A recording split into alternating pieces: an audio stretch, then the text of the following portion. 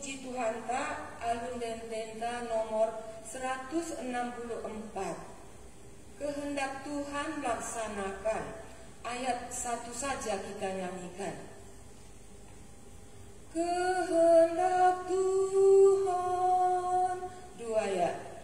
Kehendak Tuhan laksanakan.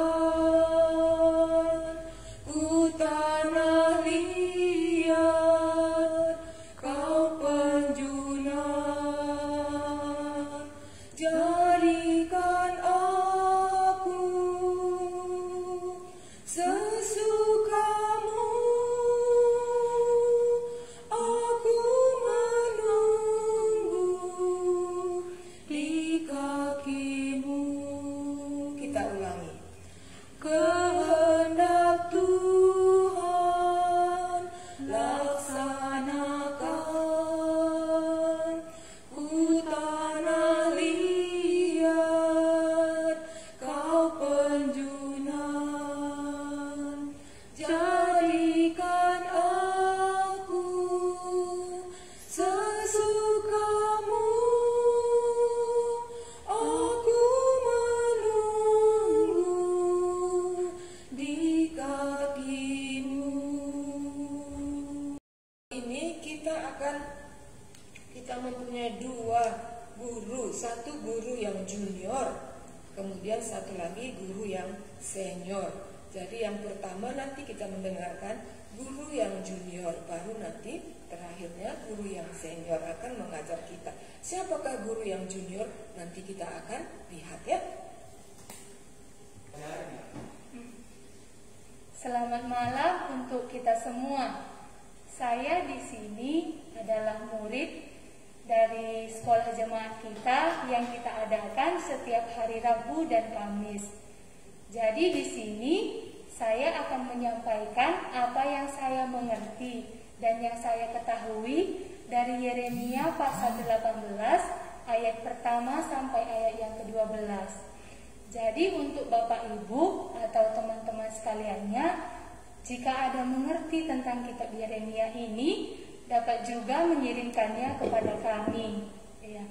Jadi sebagai seorang murid di sini, kemungkinan saya sedikit grogi atau ada pun nanti tafsiran yang salah saya buat, saya tidak terlalu takut.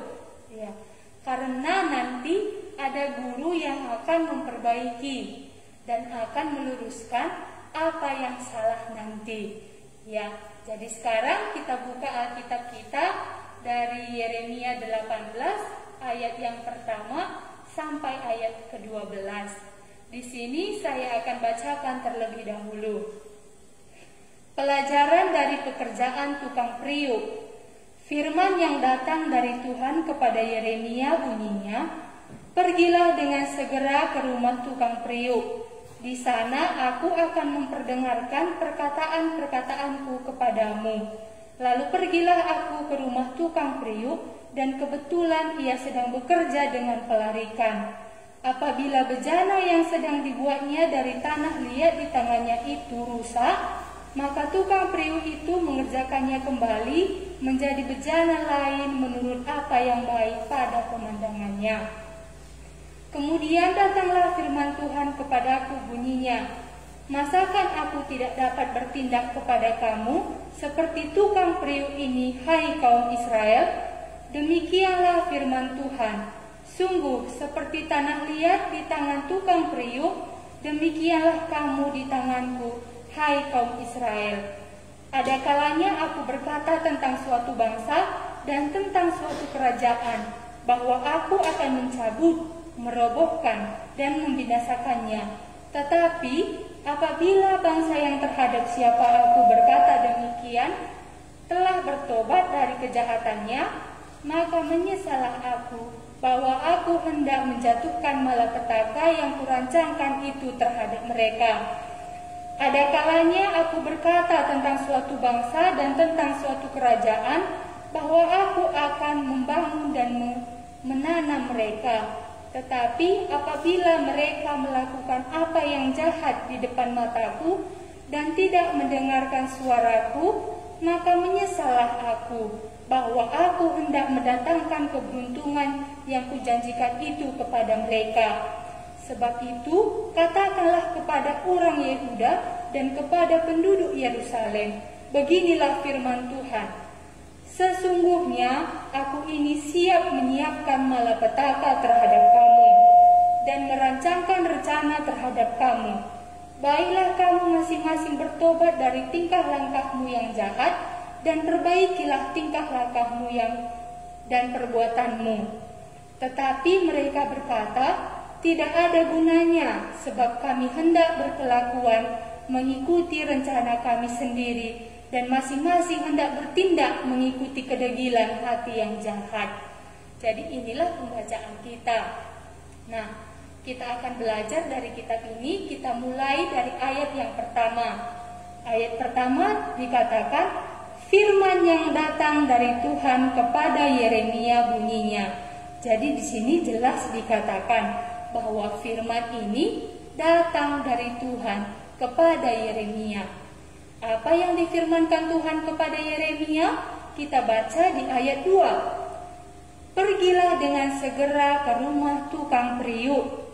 Di sana aku akan memperdengarkan perkataan-perkataanku kepadamu.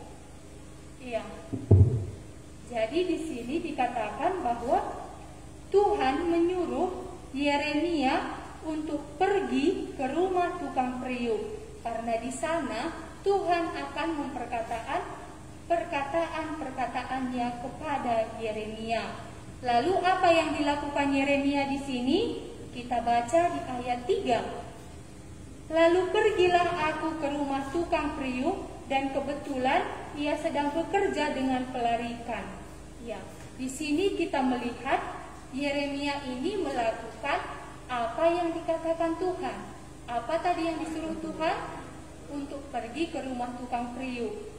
Jadi di sini di ayat 3 kita melihat, lalu pergilah aku ke rumah tukang periuk. Yeremia menaati apa yang dikatakan Tuhan kepadanya. Dan kebetulan ia sedang bekerja dengan pelarikan. Dan kebetulan Yeremia melihat tukang periuk ini sedang bekerja di pelarikan. Yang dimaksud dengan pelarikan di sini adalah suatu piring yang berputar, dan di sanalah tukang periuk ini akan membentuk bejana sesuai dengan apa yang dia mau. Dan apa yang terjadi di sini? Ya, kita baca di ayat 4. Apabila bejana yang sedang dibuatnya dari tanah liat di tangannya itu rusak, maka tukang periuk itu mengerjakannya kembali menjadi bejana lain menurut apa yang baik pada pemandangannya. Di ayat 4 ini Yeremia melihat bahwa ketika tukang periuk itu membentuk suatu bejana dari tanah liat dan rusak, maka tukang periuk itu kembali akan menjadikan sesuatu bejana dari tanah liat atau membentuk tanah liat itu sebagaimana baik dari pandangan tukang periuk ini. Apa maksud dari perkataan ayat 4 ini? Ya, di ayat selanjutnya kita akan mengerti apa yang dimaksud di ayat 4 ini. Kita lanjut ya ayat 5. Ayat 5, kemudian datanglah firman Tuhan kepadaku bunyinya. Jadi di sini jelas sekali bahwa firman Tuhan datang kembali kepada Yeremia. Apa yang dikatakan Tuhan kepada Yeremia? Kita baca ayat 6. Dikatakan Tuhan, masakan aku tidak dapat bertindak kepada kamu seperti tukang periuk ini, hai kaum Israel? Demikianlah firman Tuhan. Sungguh seperti tanah liat di tangan tukang periuk, demikianlah kamu di tanganku, hai kaum Israel. Inilah arti dari perkataan ayat 4 itu. Apa dikatakan Tuhan? Bahwa kaum Israel ini adalah tanah liat dan Tuhan adalah tukang periuk itu.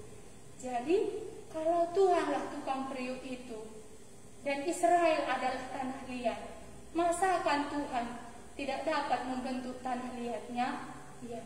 Di sini adalah hak mutlak Tuhan, kuasa Tuhan. Bagaimana Tuhan ingin menciptakan, bagaimana Tuhan ingin membentuk tanah liat ini adalah hak Tuhan. Ya, kita baca ya dari Kolose 1 ayat 16. Ya, dari Kolose 1 ayat 16. Ya, ini ayat bandingnya ya. Dari Kolose 1 ayat 16, apa dikatakan di sini? Kita bacakan. Karena di dalam Dialah telah diciptakan segala sesuatu yang ada di sorga dan yang ada di bumi, yang kelihatan dan yang tidak kelihatan, baik singgasana maupun kerajaan, baik pemerintah maupun penguasa. Segala sesuatu diciptakan oleh Dia dan untuk Dia. Jadi kaum Israel ini diciptakan dan dibentuk untuk Tuhan. Ya, kalau kita baca di sini, masakan aku tidak dapat bertindak kepada kamu seperti tukang periuk ini, hai kaum Israel, kata Tuhan. Kenapa? Karena di ayat 4 tadi dikatakan kalau rusak tanah liat ini akan dibentuk kembali menjadi bejana apa yang baik di pandangan tukang periuk ini. Kita mengetahui bahwa umat Israel ini telah menggali kolam yang bocor dan meninggalkan sumber air yang hidup. Itu di pasal 2 di Yeremia ya, yang sudah kita pelajari. Dia membuat Tuhan, dia membuat Allah lain selain daripada Allah yang hidup, Allah yang benar itu. Jadi di sini orang kaum Israel ini harus dibentuk kembali, harus dihancurkan kembali dan dibentuk untuk menjadi apa yang baik di mata tukang periuk ini. Ya. Makanya kita akan melihat nanti di ayat selanjutnya, di pasal selanjutnya Yeremia ini, bahwa bangsa Israel ini akan dijajah oleh Babilonia dan ditawan ke Babilonia. Dan ada yang memberontak bangsa Israel ini, dia melarikan diri ke Mesir. Dan apa yang terjadi? Ada 3 hal yang tidak mau dibentuk ke Babilonia ini. Dia akan dimakan pedang, dia akan terkena penyakit sampar, dan dia akan miskin mati kelaparan. Inilah pembentukan kaum Israel ini. Yang menurut kita masing-masing, ya pembentukan ini tidak terlalu enak ya. Kenapa tidak terlalu enak? Ya karena tidak kehendak kita yang jadi seperti bangsa Israel ini tadi. Kalau di ayat seterusnya nanti dikatakan mereka ingin melakukan kehendak mereka, mereka ingin berdosa. Iya. Lalu Tuhan mau membentuk mereka, tetapi Dia menolak. Iya. Kita melanjutkan ayat 7, apalagi yang bisa kita pelajari di sini. Kita baca sekali lagi ayat 6 tadi. Masakan aku tidak dapat bertindak kepada kamu seperti tukang periuk ini, hai kaum Israel? Ya di sini hak mutlak Allah. Allah berkuasa untuk menjadikan seperti apa bangsa Israel ini. Ya, saya lanjut. Demikianlah firman Tuhan. Sungguh seperti tanah liat di tangan tukang periuk, demikianlah kamu di tanganku, hai kaum Israel. Ayat 7. Ada kalanya aku berkata tentang suatu bangsa dan tentang suatu kerajaan, bahwa aku akan mencabut, merobohkan dan membinasakannya. Tetapi apabila bangsa yang terhadap siapa aku berkata demikian telah bertobat dari kejahatannya, maka menyesallah aku bahwa aku hendak menjatuhkan malapetaka yang kurancangkan itu terhadap mereka. Di sini Tuhan menjelaskan bahwa ada kalanya aku berkata tentang suatu bangsa dan tentang suatu kerajaan, bahwa Tuhan ingin menghancurkan, merobohkan, dan memusnahkan bangsa itu. Ayat 8, tetapi ada kontras dari di atasnya. Apabila bangsa yang terhadap siapa aku berkata demikian telah bertobat dari kejahatannya, maka menyesallah aku bahwa aku hendak menjatuhkan malapetaka yang kurancangkan itu terhadap mereka.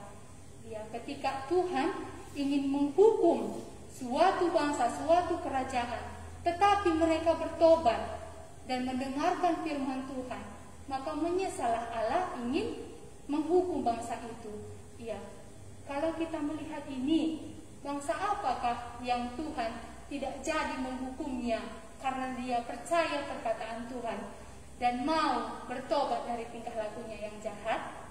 Ya, mungkin saja ada yang menjawab ya dari rumah orang Niniwe. Ya, kalau seperti itu kita membuka Alkitab kita dari Yunus 3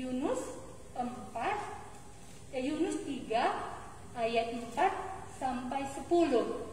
Saya bacakan.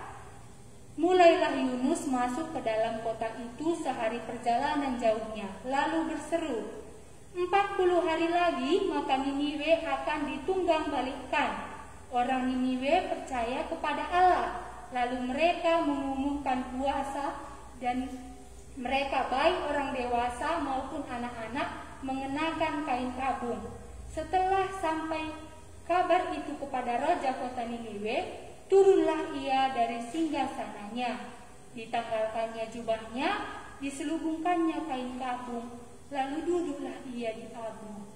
Lalu atas perintah raja dan para pembesarnya, orang memaklumkan dan mengatakan di Niniwe demikian, manusia dan ternak, lembu dan sapi, kambing dan domba tidak boleh makan apa-apa, tidak boleh makan rumput dan tidak boleh minum air.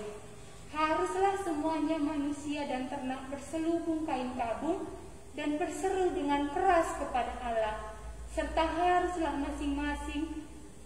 masing-masing berbalik dari tingkah lakunya yang jahat dan dari kekerasan yang dilakukannya.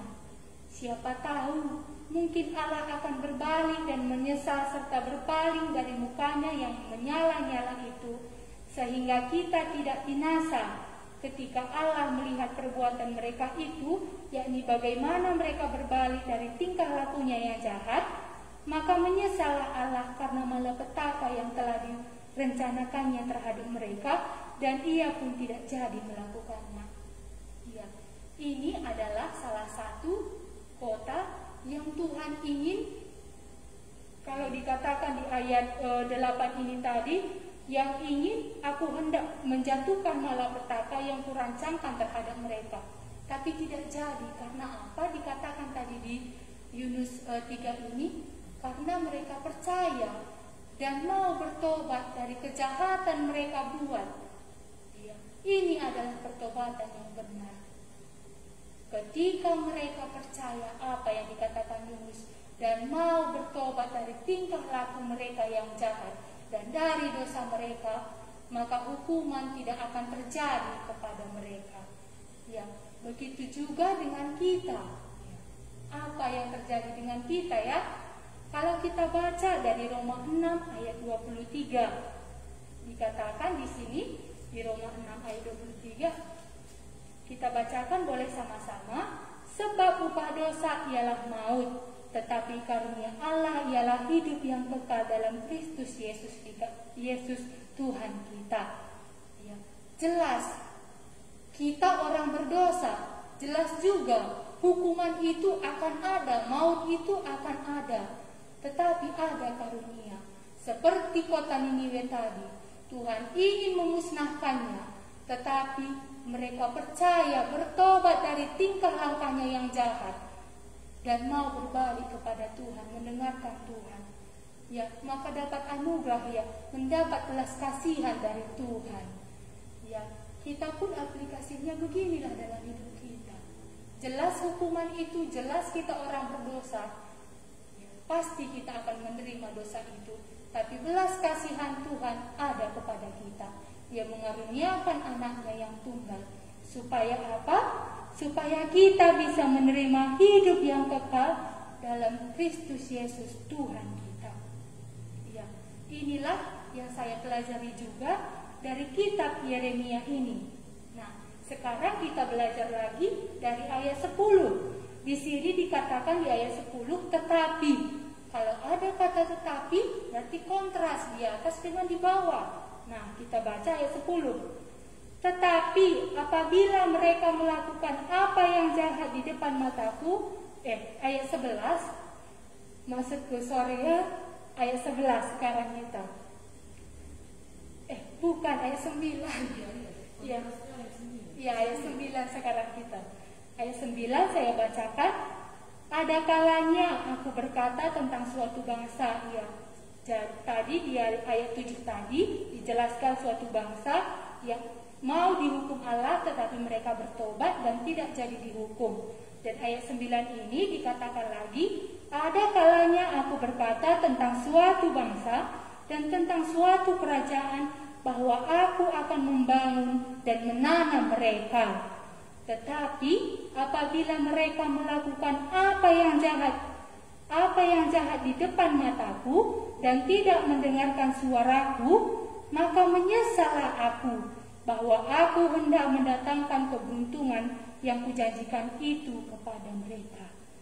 Ayat 9 ini dengan ayat 7 dan 8 ini beda ya. Kalau ayat 9 ini dikatakan ada kalanya suatu aku berkata, kata Tuhan, iya, ada kalanya aku berkata tentang suatu bangsa dan tentang suatu kerajaan bahwa aku akan menanam dan membangun bangsa itu. Tetapi kalau mereka berbuat jahat, melakukan dosa dan tidak mendengarkan apa yang dikatakan Tuhan, maka di sini Tuhan berkata, maka menyesallah aku bahwa aku hendak mendatangkan keberuntungan yang kujanjikan itu kepada mereka. Ya, di sini kutuk yang ada. Kalau Tuhan ingin menanam, membangun suatu bangsa, tetapi bangsa itu berdosa, tidak mau mendengarkan apa yang dikatakan Tuhan, ya, maka tidak ada belas kasihan Tuhan kepada bangsa itu. Itu nantinya. Ayat 10 kita lanjutkan apa pengertian dari ayat 9 ini dan ayat 10 ini, ayat 11. Sebab itu katakanlah kepada orang Yehuda dan kepada penduduk Yerusalem, beginilah firman Tuhan. Sesungguhnya aku ini sedang menyiapkan malapetaka terhadap kamu dan merancangkan rancangan terhadap kamu. Baiklah kamu masing-masing bertobat dari tingkah lakumu yang jahat dan perbaikilah tingkah langkahmu dan perbuatanmu. Tetapi mereka berkata, tidak ada gunanya, sebab kami hendak berkelakuan mengikuti rencana kami sendiri, dan masing-masing hendak bertindak mengikuti kedegilan hati yang jahat. Iya. Inilah yang dikatakan Tuhan kepada bangsa Israel ini. Apa yang dikatakan Tuhan? Sesungguhnya, katanya di ayat 11, beginilah firman Tuhan. Sesungguhnya aku ini sedang menyiapkan malapetaka terhadap kamu dan merancangkan rencana terhadap kamu. Ya, seperti tanah liat tadi. Ada yang ingin dibentuk oleh tukang periuk ini, kaum Israel ini. Dan kalau tidak jadi, tukang periuk ini akan mengembalikan menjadi tanah liat dan akan membentuknya lagi sesuai dengan apa yang ingin tukang periuk ini lakukan. Dan di sini sudah ada rancangan, tapi ini rancangannya tidak bagus ya. Sesungguhnya aku ini sedang menyiapkan malapetaka terhadap kamu dan merancangkan rancangan terhadap kamu. Baiklah kamu masing-masing bertobat dari tingkah langkahmu yang jahat dan perbaikilah tingkah langkahmu dan perbuatanmu. Tetapi mereka berkata, tidak ada gunanya, sebab kami hendak berkelakuan mengikuti rencana kami sendiri, dan masing-masing hendak bertindak mengikuti kedegilan hati yang jahat. Inilah tanah liat tadi. Inilah kaum Israel ini yang ingin dibentuk Tuhan, tetapi dia tidak mau. Karena apa? Karena mereka ingin mengikuti kehendak hatinya, mengikuti rencana mereka sendiri. Apa rencana mereka? Ya, mereka ingin terus berbuat dosa. Mereka ingin terus mengikuti kedegilan hati mereka. Ya, jadi kalau seperti ini terjadilah nanti malapetaka kepada bangsa Israel ini. Ya. Di ayat selanjutnya, ya, bagaimana kita tahu bahwa bangsa Israel ini akan dibentuk di Babilonia. Tetapi ada yang tidak mau dibentuk, maka dia akan dimusnahkan. Ya. Hanya ini yang saya dapat mengerti dan saya dapat pelajari. Pak Guru tolong ditambahkan.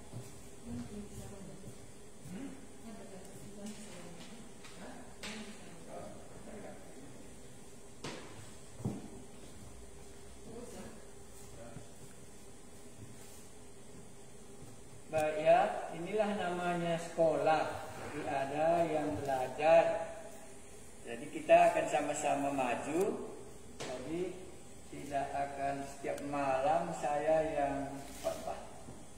Jadi hubungan orang Israel tadi dengan Allah sebagai tanah liat, gitu ya. Itu mau kita pertama kali lihat ya. Ya, jadi Tuhan buat satu ilustrasi supaya Yeremia ini bisa menyampaikannya, sehingga firman Tuhan gak bisa dilupakan bangsa Israel itu. Memang dalam kitab Nabi Yeremia ini Allah memberikan banyak gambaran yang sangat sederhana dan tidak bisa dilupakan. Ya, pasti alasannya karena orang ini sedang mendengarkan juga ajaran nabi-nabi palsunya. Nah, jadi dibawanya bagaimana tadi caranya Allah mengajar Yeremia untuk bisa berkhotbah? Hai Yeremia, katanya ya, pergilah kau ke rumah tukang periuk, katanya. Ya. Jadi bukan ke gereja disuruhnya khotbah. Kemana disuruhnya dia pergi? Iya, ke tukang periuk. Alasannya supaya pengkhotbah ini dulu diajar. Nah, dibawanya dia karena tahu kita tukang periuk itu ya. Tukang buat bejana. Iya, tukang buat bejana. Ada cakap karena apa ya tukang periuk? Iya, tukang kudin. Oh ya. Tukang kudin. Jadi ke situ Yeremia disuruh Tuhan sekolah. Bukan ke STT disuruhnya. Supaya nanti bisa dia khotbah. Iya kan gampang ya. Oke Yeremia, kau sekolah teologi dulu ya, katanya. Kemana guru, katanya. Ke tukang kudin, katanya. Tukang periuk, katanya. Ke situlah dia. Yo, jadi bisa kita sekolah dari tukang periuk. Yeremia lah itu kan begitu. Karena dari situ nanti dia memberikan gambaran ilustrasinya sehingga tidak bisa orang lupa. Nah, inilah sekolah yang pertama kali. Baru kita dengar. Bukan ke sekolah teologi dia pergi, tapi ke tukang periuk dan disuruhnya diperhatikan Yeremia apa yang dikerjakan oleh tukang periuk itu. Apa dikatakannya? Lalu pergilah aku ke rumah tukang periuk, katanya. Dan kebetulan ia sedang bekerja, katanya ya. Jadi memang dia sedang kerja ya. Kalau kerja dia ada yang dipecahkannya, ada yang dibuatnya bentuknya cantik ya. Nah, pokoknya semua dibuatnya sesuai dengan kehendak tukang periuk itu. Itulah diperhatikannya. Iya, jadi ada kuasanya untuk membuat yang baik kan gitu ya. Ada kuasanya untuk memecahkannya. Iya. Itulah yang pertama bisa kita. Oh, jadi tukang periuk ini punya hak ya. Nah, ini mau dirombak ya. Oh, ini mau dirombak ya. Oh, ini mau dibuat. Oh, ini lontong aja bikin bentuknya bisa ya. Oh, ini pas bunga dibuat. Oh, ini tanah periuk. Itulah yang dipelajari oleh Yeremia dalam kasus ini. Barulah dikatakannya tadi ayat 4 ya. Apabila bejana sedang dikerjakannya dari tanah liat di tangannya itu rusak, ya kan nggak semuanya bisa mulus ya. Iya, ini ilustrasinya pasti rusak sudah orang Israel yang sudah dibawa Tuhan dari tanah Mesir ya, dan sekarang dia mau bentuk satu hal lagi, itu kan rusak ya. Maka tukang periuk itu mengerjakannya kembali ya, diulangi menjadi bejana lain menurut apa yang baik pada pandangannya. Itu yang dipelajari Yeremia. Oh, jadi tukang periuk ini kalau periuknya salah pun nggak apa-apa, nanti dibentuknya lagi supaya sampai kemana? Iya, supaya sampai kepada yang baik pada pemandangannya. Ya, jadi pemandangan Allah di sini yang baik adalah sudah rusak bangsaku ini, tanah Israel ini ya. Nah, karena sudah rusak adalah kalau bisa kubentuk, kalau dia kubuang ke Babylon, di sana nanti dia dibentuk. Anda ada ingat orang-orang Israel yang dibentuk di Babylon? Sadrak, Mesach, Abednego, ya. Di kampungnya nggak beriman dia. Tapi waktu dibuang ke Babylon, akhirnya mereka tidak mau lagi makan, apa katanya, makan makanan kepada berhala, kan begitu di sana ya. Biarkanlah kami makan itu saja. Ini dibentuk mereka baik kali di sana menjadi orang yang beriman. Iya, itu dulu. Tapi juga lebih dalam lagi, kalau gitu manusia ini sejauh mana nilainya? Bagaimanapun hebatnya manusia ini, ya sebagai tanah liat cuma di tangan tukang periuk. Makanya manusia ini dibuat dari mana? Oh, dari tanah. Karena jangan nanti kita sombong, maksudku kalau tanah liat itu kan itu yang dibuat Tuhannya, diputar-putarnya ya kan, gitu dikatakan dalam kejadian pasal 1 itu ya. Iya, baru imbuskannya kan gitu, baru bisa ada nilainya tanah liat tadi. Ini pun supaya nanti bisa bernilai dia kalau dibuatnya tanah liatnya ini bentuknya sesuai dengan maksudnya dia. Jadi tanah liat itu tak ada harganya kecuali di tanah tukang periuk. Kalau tidak datang tukang periuk, tanah liat itu tetap tanah liat, nggak bernilai dia, nggak pernah dia ke atas meja menjadi tempat pas bunga, nggak ada nilainya. Itu yang mau dikatakan oleh Tuhan kepada Yeremia, lihatlah tanah liat ini kan, katanya. Kalau nggak masukkan ke tangan tukang periuk ini, nggak ada harganya dia. Tinggal saja dia di situ. Jadi kalau dia sudah bentuk sesuai dengan kehendaknya, barulah tanah liat ini berharga. Anda langsung lihat, begitu berharganya Daniel, begitu berharganya Sadrak, Mesach, dan Abednego, menjadi orang yang ketiga di Babylon. Kalau di kampungnya dia, bapak-bapak, apa katanya, anak-anak mengumpulkan kayu-kayu katanya ya, bapak-bapak membakar api katanya, ibu-ibu membakar roti untuk dipersembahkan kepada Ratu Surga. Begitu dibentuk dia sampai ke Babylon, oh raja katanya, coba dulu kami tidak usah makan kepada persembahan raja yang sudah dimakan ini. Biarkan kalau nanti tubuh kami tambah bodoh, tambah kecil, tambah bodoh kami, uji coba saja katanya. Sudah dibentuk dia di tangan Allah. Berguna? Berguna. Raja Nebukadnezar, raja-raja yang lain di Babylon akan menyembah Allah yang benar tadi.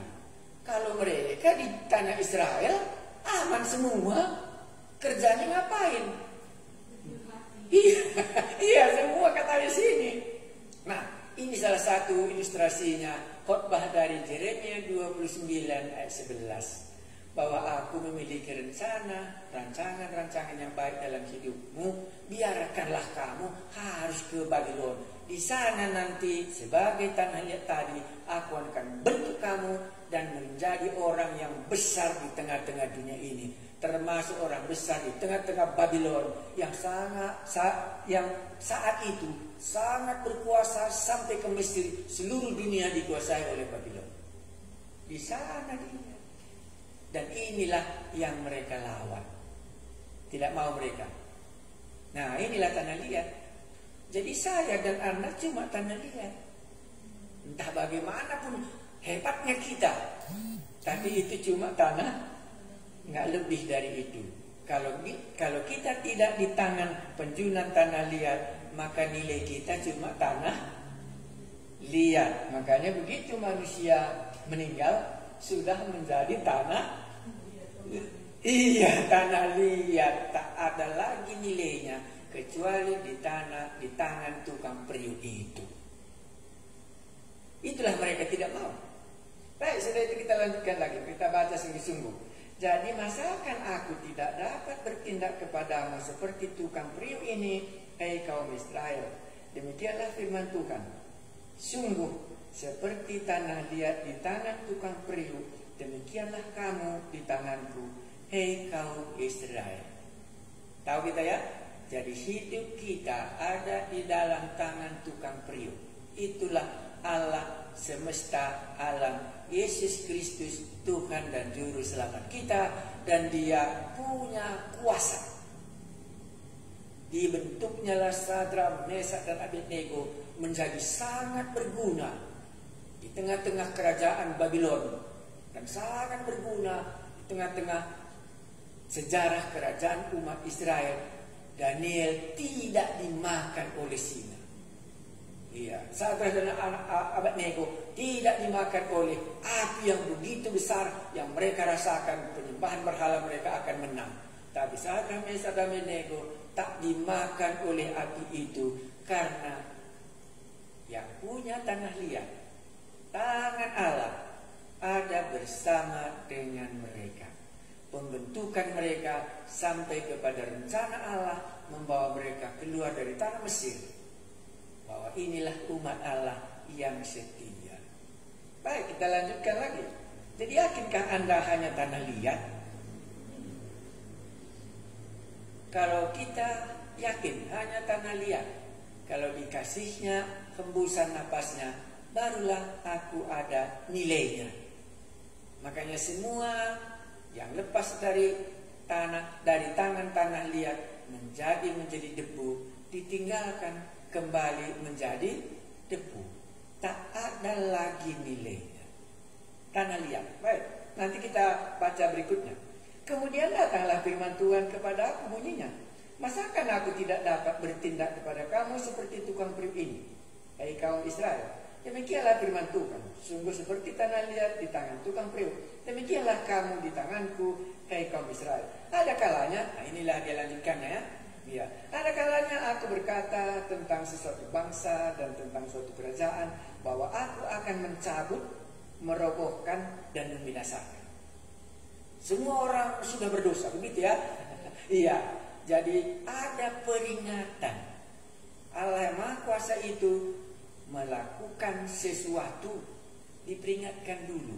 Ingat firman Tuhan ya, Allah tidak pernah bertindak sebelum Dia menyatakannya kepada para nabinya. Jadi kalau begitu, satu sisi khotbah itu, mulut Allah ini hanya memperingatkan. Karena Allah tidak bisa bertindak sebelum disampaikannya firman-Nya duluan. Jangan makan buah ini, kan itu diperingatkannya duluan. Kalau kau makan, engkau akan mati, dan itu akan sampai kalau mereka melakukannya. Makanya ada kalanya aku berkata satu bangsa akan mencabut dan meroboh, artinya menghancurkannya. 8. Tetapi apabila bangsa yang terhadap siapa aku berkata demikian telah bertobat dari kejahatannya, maka menyesallah aku. Jadi kalau buat ilustrasinya, kalau ada api ya, kalau murka Allah itu api ya, bagaimana memadamkannya? Pasti kita sebagai manusia bawa air ya, tumpahkan air itu kepada api itu, maka padamlah dia. Kalau Allah sudah menyatakan murkanya, bagaimana supaya murkanya itu bisa padam? Maka dikatakannya di sini. Tetapi apabila bangsa yang telah terhadap siapa aku berkata demikian telah bertobat dari kejahatannya, maka menyesal aku. Maka aku hendak menjatuhkan malapetaka yang kurancangkan itu terhadap mereka. Tidak jadi murkanya itu menimpa orang ini. Jadi kalau gitu kebaktian kita malam ini, pelajaran sekolah Alkitab kita ini, satu tujuannya. Kalau Allah menyatakan murkanya, dan kalau kita bertobat, maka akan datang air memadamkan murka Allah itu. Ya, itu yang sederhana yang bisa kita renungkan dari tanah liat ini tadi. Kalau mereka bertobat, maka Allah akan menyesal dan membatalkan. Itulah tadi cerita Niniwe. 40 hari lagi Niniwe akan ditunggang balikkan seluruhnya. Dan dikatakan dalam ceritanya, mereka bertobat, maka Allah menyesal dan tidak melanjutkan rencananya itu. Jadi rencana Allah untuk menghukum dan melukai cuma satu jalan keluarnya bagi manusia. Itulah pertobatan. Itulah apa di dalam kisah para rasul. Saudara-saudara, apakah kami perbuat? Sadarlah dan bertobatlah supaya Allah memberikan Kristus bagi kamu untuk pengampunan dosa. Allah sudah menyatakan rencananya. Upah dosa adalah maut. 9. Ada kalanya aku berkata tentang sesuatu bangsa dan tentang suatu kerajaan bahwa aku akan membangun dan menanam mereka. Artinya ada janji Allah sama dia. Ya, itulah janji Allah bahwa Yerusalem itu tempat Allah berdiri ya, tempat Allah datang ya. Ya, umat pilihanku, aku akan memberkatinya, aku akan menjaganya, aku akan memberkatinya. Kan itu dikatakan kepada Abraham ya. Ya, tidak ada yang karena aku akan memberkati engkau. Siapa yang menganiaya kamu, aku akan mengutuknya. Kan gitu, siapa yang memberkati kamu. Ini janji baik oleh Allah kepada umatnya kita ini. Tetapi apabila mereka melakukan apa yang jahat di depan mataku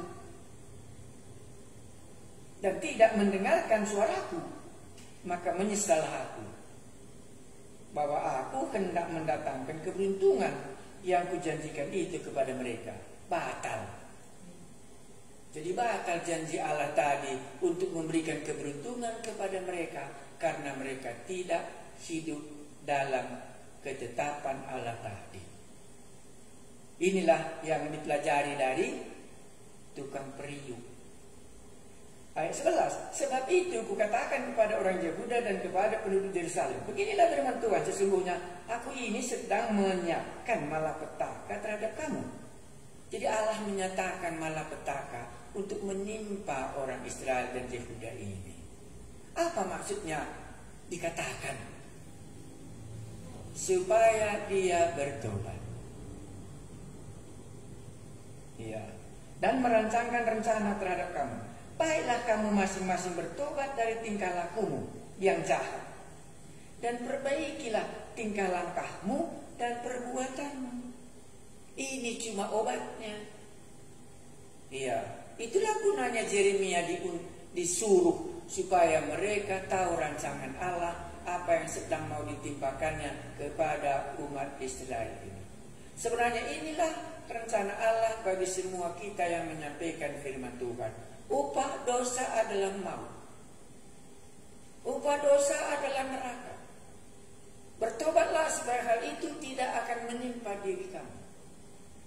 Itulah sebenarnya tugasnya Yeremia disuruh Allah supaya mereka ini bisa bertobat sehingga murka Allah tidak menimpa mereka. Ya, baru disambungnya. Apakah mereka mau bertobat?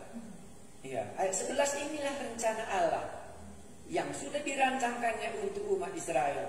Yang dikatakannya tadi, baiklah kamu masing-masing bertobat dari tingkah lakumu yang jahat dan perbaikilah tingkah lakumu dan perbuatanmu. Ayat 11, ayat 12. Tetapi mereka berkata tidak ada gunanya. Mereka tidak mau berubah. Ya, sebab kami hendak berkelakuan mengikuti rencana kami sendiri, melawan tukang periuk. Jadi tanah liatnya lebih berkuasa daripada tukang periuknya. Iya, tanah liatnya lebih kuat. Dia tidak mau dibentuk oleh tukang periuknya. Jadi tanah liatnya ini sudah melawan. Maka dikatakannya tetapi mereka berkata. Jadi kalau ayat 12 ini mulai, jawab orang Israel kepada Yeremia. Jadi tidak selamanya mulus kalau khotbah. Ya, maka dikatakan di sini, tetapi mereka berkata tidak ada gunanya, sebab kami hendak berkelakuan mengikuti rencana kami sendiri, dan masing-masing hendak bertindak mengikuti kedegilan hati yang jahat. Hebat ya. Tapi kalau Anda akan renungkan ayat 12 ini, kenapa bisa sampai begini ketetapan hati umat Israel? Oke, sekarang kita ulangi. Sebenarnya apa yang diharapkan Allah kepada umat Israel? Pembentukan. Pembentukan ini tidak bisa mereka dibentuk di Yerusalem. Pembentukan itu nggak bisa mereka dibentuk di bait Allah. Jadi nabi-nabi palsu menghasut mereka terus bahwa Yerusalem, bait Allah, tidak mungkin ditinggalkan oleh Allah. Yeremia katakan tidak. Pembentukan umat Israel harus dibuang ke Babylon, ke tengah-tengah orang yang menyembah berhala, dan di sanalah dia akan dibentuk dan bisa berubah. Mereka tidak mau karena nabi-nabi palsu itu memegang janji Allah. Kan banyak janji Allah ya, bahwa bait Allah tidak bisa ditinggalkan oleh Allah. Allah akan tetap berdiri di bait Allah ini. Iya. Maka mereka katanya waktu itu apa? Membawa semakin banyak persembahan karena mereka yakin Allah masih di situ. Dia lupa kalau mereka berubah tingkah laku mereka, maka keberuntungan yang Tuhan sudah tetapkan itu dicabutnya kembali. Inilah nabi-nabi palsu tadi yang tidak mengerti. Tapi Yeremia tadi mengerti betul karena dia memang diutus oleh Allah. Ini alasannya keluar ayat 12 ini. Ajaran yang mereka tetapkan di sini, kita umat kepunyaan Allah. Ya, itulah di sini. Tetapi mereka berkata tidak ada gunanya, sebab kami hendak berkelakuan mengikuti rancangan kami sendiri. Tidak ada lagi rancangan orang luar. Dia sendiri menetapkan rancangannya. Baru dan masing-masing hendak bertindak mengikuti kedegilan hatinya yang jahat. Mereka berani kontras mengatakan itu karena janji Allah yang mereka pegang tadi dalam kondisi yang palsu. Sehingga dia lawan Yeremia ini dengan sepenuh hati mereka. Nah, disinilah dia. Barulah mulai ayat 13, sebab itu beginilah firman Tuhan. Dan selanjutnya. Jadi dalam tukang periuk ini ada 3 bagian khotbahnya. Itu tadi ayat 1 sampai ayatnya yang ke-11. Ayatnya yang ke-11 itulah khotbah Yeremia mengenai tukang periuk dan tanah liat. Baru mulai dari ayatnya ke-12 sampai 18 itulah bila Anda tak bertobat. Barulah ayat 19 Yeremia melaporkannya kepada Tuhan sesudah dia khotbah. Jadi besok kita akan bisa lihat itu mulai ayat 13 sampai Yeremia melaporkannya kepada Tuhan apa hasil khotbahnya itu dan menyampaikan keluhannya. Jadi bolehkah kita merenungkan kalau demikian, aku ini di tanah liatnya cuma ya. Kalau tidak di tangan penjunan hidupku, tanah liat cuma aku. Ya, dan tidak bernilai. Makanya nanti kalau mereka tidak di dalam tangan tukang periuk itu, tidak ada nilainya bangsa Israel ini lagi. Dibuang ke Mesir, tembok Yerusalem dirubuhkan, muncullah perang, muncul penyakit sampar, muncullah binatang buas memakani mereka, dan inilah keadaan karena tidak ada lagi nilainya. Tetapi ada tadi lihat kalau dia di tangan tanah liat dibawa ke Babylon, wah itu bernilai kali hidupnya. Daniel, Sadrak, Mesak dan Abednego dan termasuk yang lain dalam rombongan pertama di dalam pembuangan ke Babylon itu hampir rata-rata orang kaya, orang yang elit di tengah-tengah kerajaan Yehuda, orang-orang yang bangsawan, itulah yang dibawa. Dan di sanalah mereka menunjukkan kesetiaannya, mengikutinya, tidak melawan lagi, dan di sanalah dia beribadah kembali kepada Allah. karena Allahnya sedang membentuknya. Jadi Anda bisa katakan kalau demikian pembentukan kita bisa lebih kuat iman kita kalau kita hidup di tengah-tengah serigala daripada di tengah-tengah kambing domba di mana tidak ada musuh. Makanya lebih beriman umat Israel ini kalau dibuang ke Babylon. Makanya Tuhan katakan, aku mengutus kamu ke tengah-tengah serigala. Dan kelihatannya mereka jauh lebih bertahan daripada umat Israel yang tinggal di Yerusalem. Melakukan kejahatan, melakukan pemerasan, menyembah ratu sorga, menyembah Allah-Allah yang lain. Jadi kadang-kadang kita mencari tempat yang baik, tetapi sering iman kita tidak bertumbuh di situ. Makanya kalau kita menyerahkannya hidup kita ke dalam tanah tukang-tukang periuk yang membentuknya, dia tahu di mana baru bisa tanah liat ini dibentuk menjadi sesuai dengan rencananya dan bisa berharga di matanya. Umat Israel sebagian cuma mau, tapi sebagian tidak mau.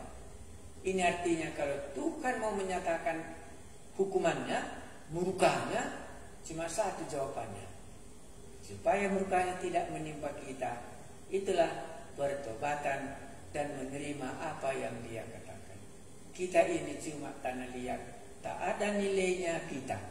Kita bernilai kalau di tanah tukang perut itu sebagaimana dia mau bentuk dan bagaimana dia mau pakai. Barulah ada nilainya dalam hidup kita sebagai manusia yang dibentuk oleh Allah dan diberikan oleh Allah napas kehidupan sehingga kita bisa berguna. Kalau ada api, cuma air yang bisa memadamkannya.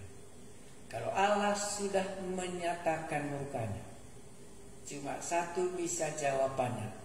Itulah pertobatannya. Bahaya sudah menimpa.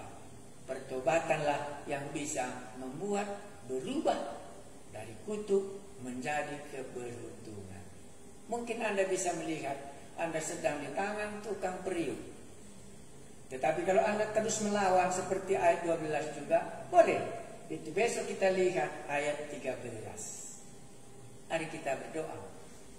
Bagian yang bisa kami renungkan, hubungan kami dengan Allah kami. Kami sebagai tanah liat. Tuhan bisa membentuk kami supaya berkenan di hadapan-Mu. Umat Israel ini tidak mau dibentuk. Akhirnya hukuman menimpa mereka, sehingga mereka tidak lagi berguna di hadapan Allah. Kami diciptakan cuma satu supaya kami bisa bernilai. Itulah kalau kami memuliakan Yesus Kristus Tuhan dan Juru Selamat kami, disitulah nilai tanah liat ini. Kalau ada yang sekarang berada dalam murka Allah, malapetaka akan menimpa. Tuhan katakan malam ini hanya bisa dipadamkan kalau terjadi pertobatan kembali kepada Allah dan mengakuinya dengan hati yang ikhlas, sehingga rancangan celaka itu tidak akan menimpa lagi, karena Allah akan menyesal waktu dia melihat pertobatan yang benar di tengah-tengah kerajaan Niniwe pada waktu itu. Roh-Mu yang kudus yang bisa mengungkapkan di mana kami berada hari ini. Sebagai tanah liat kami mengucap syukur. Engkaulah yang dapat membentuk kami sampai bernilai di hadapan-Mu dan dalam rencana-Mu kami hidup. Kami berdoa terus buat COVID-19 yang masih melanda dunia, penyakit sampar kalau di dalam Alkitab kami. Tuhan, kami berdoa, berhentikanlah itu. Karena Engkaulah satu-satunya yang dapat memadamkannya, sehingga kami masih bisa hidup di bumi yang Kau ciptakan ini sebagai tanah liat, bisa lepas dari murka-Mu yang akan menimpa, baik kematian, dan ajari juga lah kami supaya kami bisa mentaatinya. Bagaimana supaya kami bisa terhindar. Roh-Mu yang kudus yang akan mengajari kami masing-masing, memberikan damai waktu kami berada dalam kebenaran, dan bertobat dari jalan yang salah itu. Damai-Mu lah melihara hati kami masing-masing malam ini. Dalam nama Tuhan Yesus kami berdoa. Amin. Baik, terima kasih banyak. Selamat malam. Sampai kita berjumpa besok ya. Menurut rencana kita, tinggal besok kita terakhir sekolah jemaat. Nanti kami umumkan lagi kapan mulai. Kenapa tinggal besok? Karena minggu depan itu Jumat, Sabtu, Minggu itu Kebun Rohani STT saya yang akan khotbah 3 malam kalau Tuhan berkenan. Sesudah itu adalah Kebun Rohani untuk pemuda-pemudi. Itu 5 hari. Minggu berikutnya itu Bible Camp keluarga, itu juga 5 hari. Jadi itu sudah masuk nanti kita bulan 7. Jadi kalau baik di dalam tangan Tuhan sebagai tanah liat, kita akan berjumpa nanti bulan 7 untuk bisa melanjutkan kitab Yeremia yang kita hari ini baca. Besok masih ada karena belum selesai. Yeremia pasal 18. Terima kasih, selamat malam.